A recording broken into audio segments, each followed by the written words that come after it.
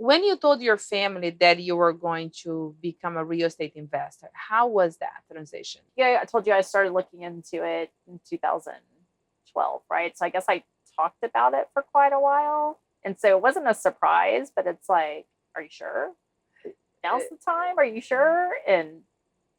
But I mean, I generally do what I say. So they knew that it's going to happen if this is something Did they I've put time support to. you? I think everybody is generally nervous of losing money, but yes, they were supportive. What are the fears that you guys communicate going through the process when you said, I'm going to become a real estate investor and I'm going to I got my first deal? Mm-hmm. How was their reaction back then? What are the questions that they were asking you? I mean, it was really excitement, right? Like, you did it, great. Lots of excitement. The questions, the types of things that families ask: how much you're going to make, like, What are the risks? Yeah, what are the risks? How long will it take to close? How long have you been married? 24 years. So is your husband investor with you? No, not at all. Being an entrepreneur, he has a 9-to-5 job. Yes. How is the communication?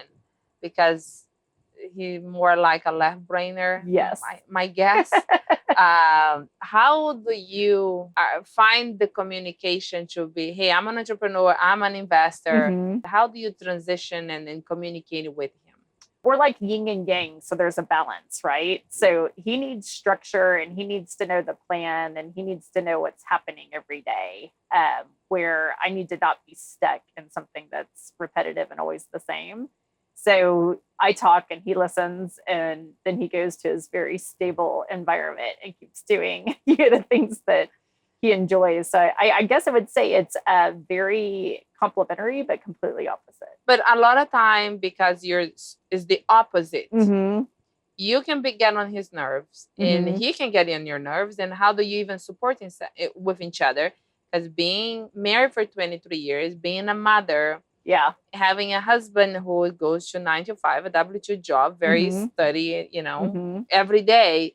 How do you control of what you want and what you need, but it's you continue to build the relationship with each other, to respect his space and to have that communication? How is that? I think it just involves a lot of trust. Ever since I went to college, I don't even know how long ago, I said, I'm not going to work a corporate job. I'll do it for a period of time, and then I have to define my own path. And so when I rolled out and started my own company, he's like, so how long are you going to do this before you get a real job? I'm like, this is it, buddy.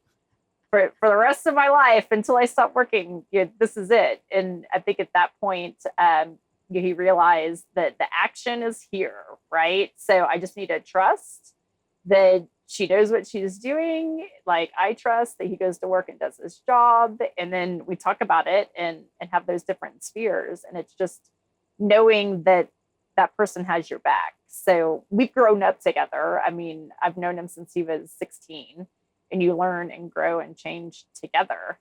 And it all comes back to trust and faith that everything will be okay. Are you making more money now than were on your previous job that you're still doing part-time, but are you making more money now? I would say I'm making the same, but I was already fairly highly compensated. So I'm a 6-figure person already. I just really enjoy this, and I fully expect it will make more money. It'll snowball.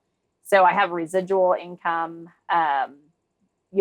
flips. It's just the more you do it, the more it will build, right? So it will, I'd probably say I'm about even right now, and it will become larger than what I was making before. Why you're confident on that? How do you get where you're going if you don't know where you want to be? I think it's impressive because you were very successful on your previous job. You are a mother of 3 kids, a wife, an entrepreneur, and you're doing real estate for only 1 year. And I think this is why we're here sharing your journey, because it is impressive, and it's not easy to have the ability to balance everything to the direction where you want and bring everybody for the ride, because your husband is, is still not going to change, but you're respecting that, and he's respecting you, and you keep growing through your own journey.